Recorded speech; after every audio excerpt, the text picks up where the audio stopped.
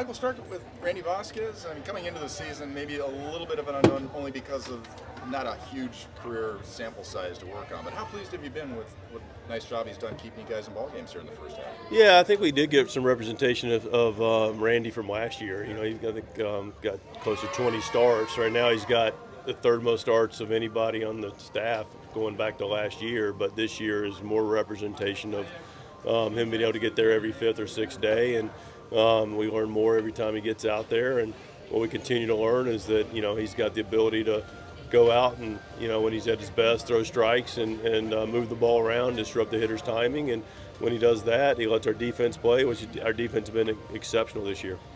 A little bit of a power outage the last couple of weeks.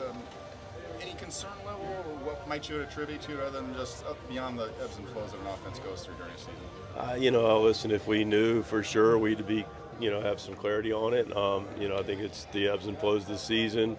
You know, we were at a place where guys are grinding a little bit. You know, maybe that's a little bit a part of it, playing every day. You know, we've gotten a day off here and there and used some DH days to kind of recover guys. But, you know, I don't. Ultimately, it's probably about. I mean, we're not noticing any decline really in anybody's bat speeds or exit velocities necessary consistently to individually or collectively. You know, it's a matter of we've also had some balls we've really hit that just haven't gotten out of the ballpark in certain ballparks, and that's part of it too. But other teams are getting them out of the ballpark. You know, they got 3 out last night, so you know, it's or 4, but. Yeah, it's just a matter of continuing to get a good pitch to hit and get pitches you can drive, and if we do that consistently, we'll be in better shape. When a team goes through a stretch like this, how much can it affect the pitching staff also in terms of sometimes guys can start feeling like they've got to do a little bit more to keep runs off the board, and how do you keep that under control? I actually think it can be that way. I've been really pleased with the way our pitching staff has responded because they've been pretty stingy all year, and they've been able to go out and not get overly frustrated by it. You know, it's a team thing, but they've just kept their nose down and done their best to put up zeros and done a nice job with it.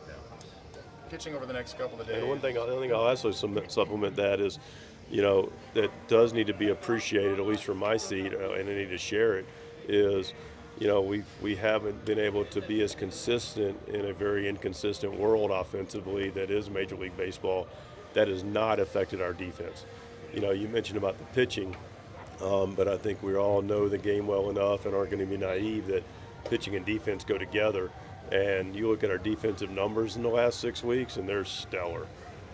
So whatever's taking place in that batter's box is not being carried over to that other side of the field, and guys are going out there and giving everything they've got defensively and helping us win games on that side of the baseball too. We make, you know, highlight plays almost every night, making the routine play, so that needs to be rewarded as well.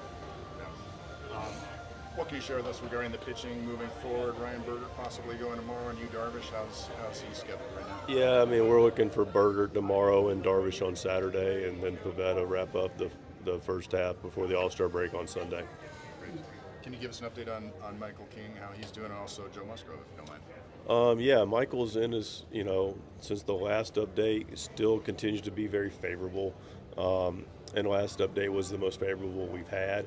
And the favorability is based on consistency and being able to take the next steps. And you know, it starts with being pain-free, which Michael is, continuing to get and maintain and increase his strength, continuing to be able to go out and throw and increase the intensity and the distance of his throws. So all these things are taking place with Michael. He got on the mound yesterday. Didn't mean he threw a bullpen, but he threw off a slope, which is encouraging. And now we're getting to put together a calendar that says this is the progression that gets him back to pitching for the Padres. So all those are big, big milestones relative to where he's been and what he's been dealing with. But he still has some ground to cover. With Joe, you know, he continues to, you know, do well overall with his rehab and be in a good spot. And, you know, he's doing everything, obviously, that Joe Musgrove can possibly do within his powers. And but he's making progress. Let's go back to what you're talking about with not taking the bat to the field with him. Jackson Merrill seems to be kind of the poster child for that.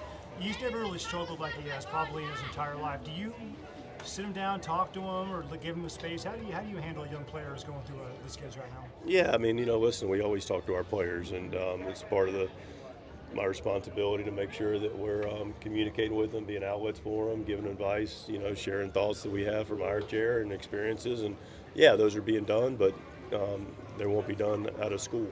That'll be between me and Jackson, and like any conversation I have with our players. But yeah, we're resources for our players, we're a support system for our players, and Jackson is going through a birthright that is a major league player to struggle for the first time probably in his career. In career including when he started playing t-ball. And that's a hard thing to do, but he's also working through it, and I'm confident that he's in a good place that he can handle it and is handling it, and won us a game with the play the other day.